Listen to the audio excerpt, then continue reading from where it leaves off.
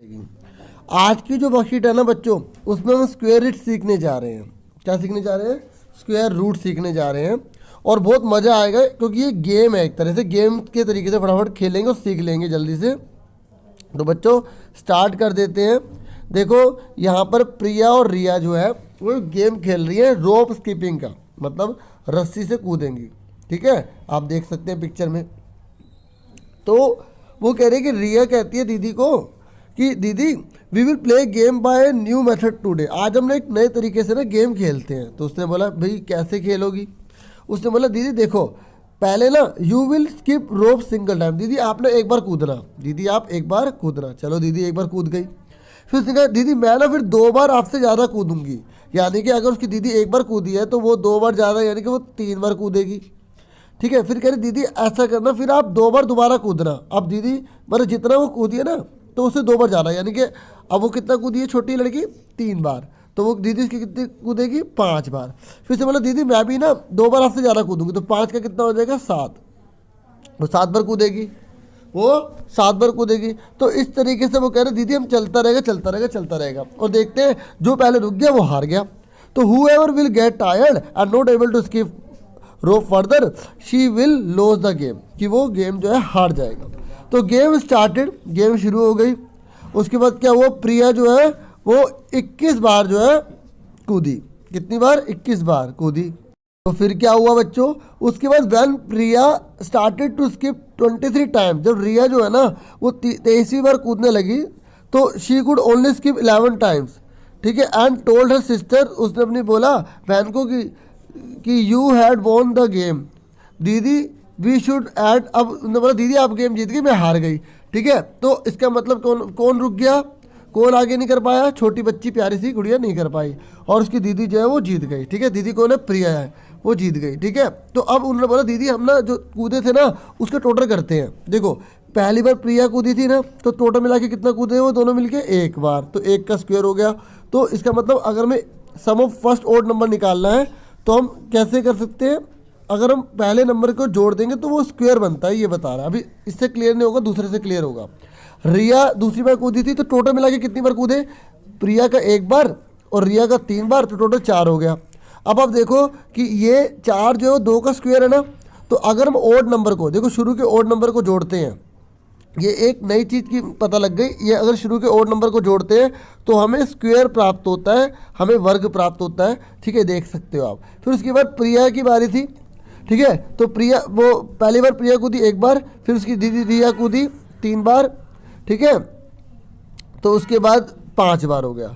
ठीक है, इस तरीके से टोटल मिला के दोनों कितने कूदे? 9। देखो ये 3 का स्क्वायर आ रहा है ना। ऐसे ही वो करते रहे करते रहे करते रहे। जब प्रिया कूद गई, ठीक है 21 बार, ठीक है, तो रिया जो है वो कूद नहीं पाई, वो हार मान गई। तो प्रिया जो है जीत गई, है ना। तो दीदी इस तरह से जीत गई। तो अब आप देखो यहाँ पे स्क्वायर बन रहा है। तो इसका मतलब हमने एक नई चीज़ सीख ली कि अगर हम सम कर दे ओड नंबर का तो हमें स्क्वायर प्राप्त होता है, गेट होता है। ये है कि हमने नई चीज़ सीख ली। अब फटाफट आगे देखो, ये कह रहा है इसी तरीके से जब हम इसको जोड़ के स्क्वायर को गेट करते हैं तो ऐसे ही अगर हमें कोई स्क्वायर दे रखा है तो उसमें से ओड नंबर अगर हम घटा देंगे तो हमें उसका स्क्वायर रूट भी पता लग जाएगा। कैसे पता लगेगा? ये देखो ये 25 दे रखा है। ठीक है, अब आपको पता लगाना है कि 25 का स्क्वायर रूट क्या होगा। तो आप 25 में से पहले 1 घटाओगे ओड नंबर, फिर 24 बचेगा, फिर 24 में से 3 घटाओगे, क्योंकि ओड नंबर कौन से होते हैं? 1, 3, 5, 7, 9। और जिसकी वजह से 0 आ जाएगा ना, जिसकी वजह से 0 आ जाएगा तो उतने बार गिन लेंगे कितने पर 0 आया। 1, 2, 3, 4, 5। तो 25 का रूट क्या हो गया? 5 हो गया। समझ में आ गई? इस तरीके से मैं एक और आपको बताता हूँ। जैसे मान लो यहाँ पर होता 16 और आपको पता लगाना होता है कि 16 का स्क्वायर रूट क्या होगा, मतलब किस रकम की किस में मल्टीप्लाई करें कि 16 आ जाए। तो अगर आपको 16 का रूट बताना है तो आप ओड नंबर घटाओगे लाइन वाइज। जैसे 16 में से 1 घटाया 15 आ गया। फिर 15 में से आपने 3 घटाने हैं ओड नंबर लगातार, ये नहीं दोबारा 1 घटा दोगे। ठीक है, तो 12 आ गया। 12 में से फिर आप 5 घटाओगे तो आपका 7 आ गया। फिर 7 में से अगला 7 ही घटेगा, 0 आ गया। तो कितनी बार करने पर 0 आए? 1, 2, 3, 4। तो 16 का रूट कितना आ गया? 4 आ गया। 16 का रूट कितना आ गया? 4। देखो बच्चों ये ना जो ये जो साइन देख रहे हो ना, ये रूट का होता है, ठीक है। तो 16 का रूट कितना आ गया, 4 आ गया। इस तरीके से हम किसी का भी रूट निकाल सकते हैं। अब जब वर्कशीट करेंगे तो इसमें आपको और अच्छे से क्लियर हो जाएगा।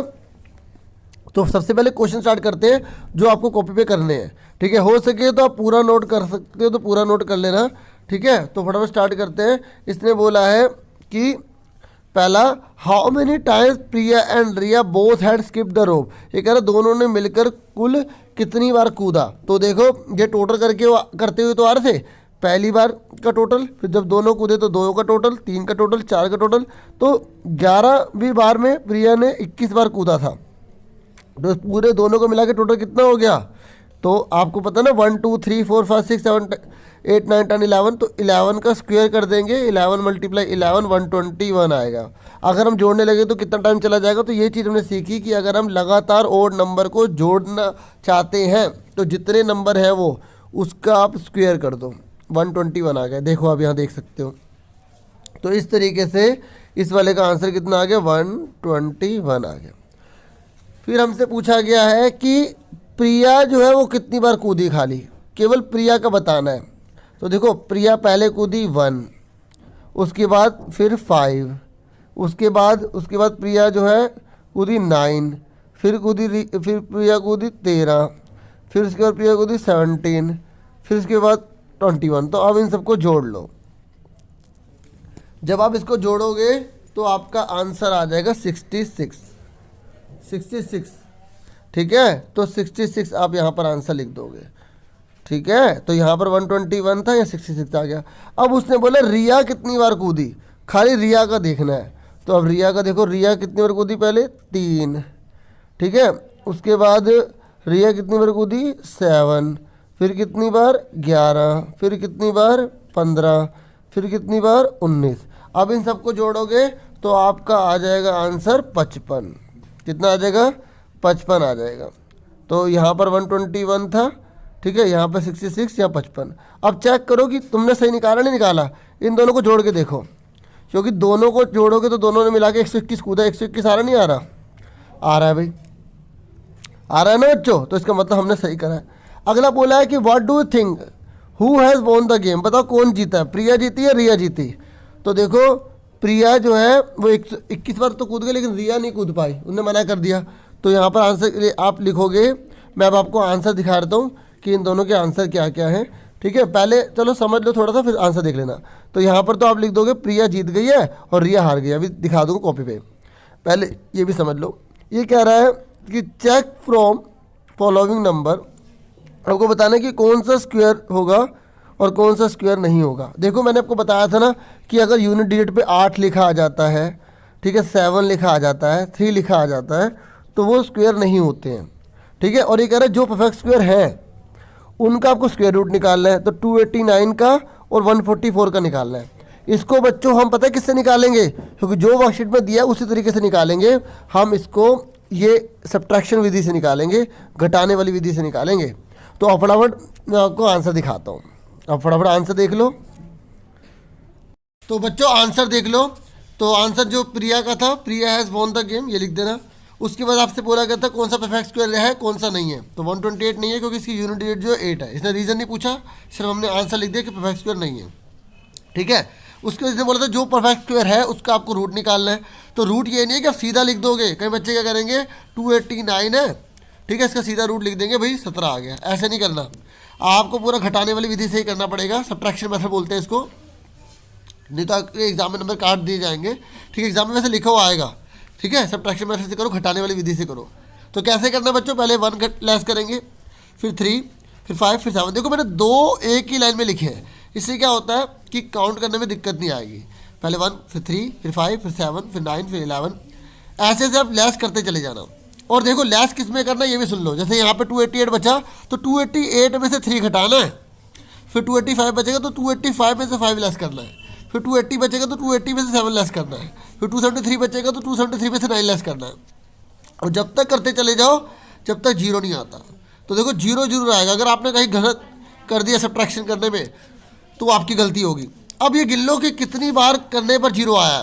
तो 1 2 3 4 5 6 7 8 9 10 11 12 13 14 15 16 और ये 17, ठीक है।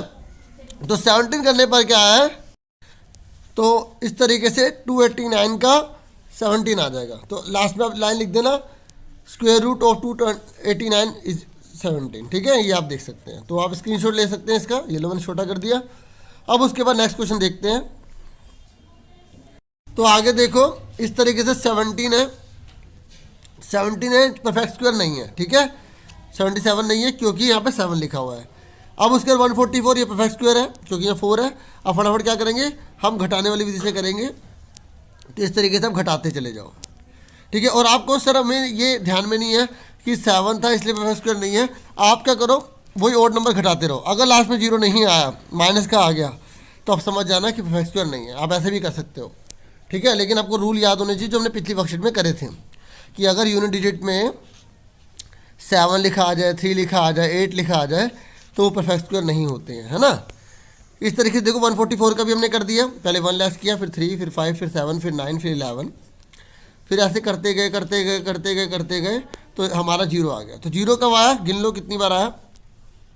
देखो 1 2 3 4 5 6 7 8 9 10 11 12, तो 144 का रूट क्या आ गया, 12 आ गया, ठीक है। इस तरीके से स्क्वायर रूट ऑफ 144 इज 12। फिर लास्ट पूछा था 153, बोलोगे नॉट परफेक्ट स्क्वायर, क्योंकि यहाँ यूनिट डिजिट 3 है। मैंने रीज़न इसलिए लिखा, unit digit 3 hence it is not perfect square, ये नहीं लिखा क्योंकि सिर्फ ये पूछा था यस या नो कि है या नहीं है, ठीक है। और जो था उसका आपको क्या निकालना था, स्क्वायर रूट निकालना था। तो इस तरीके से पूरी वर्कशीट मैंने आपको समझा दी है और उम्मीद करता हूँ आपको अच्छे से क्लियर हो गया होगा। कोई डाउट हो तो कमेंट बॉक्स में जरूर बताएं। आज के लिए इतना होता है। Thank you for watching and listening carefully. Take yourself dear students.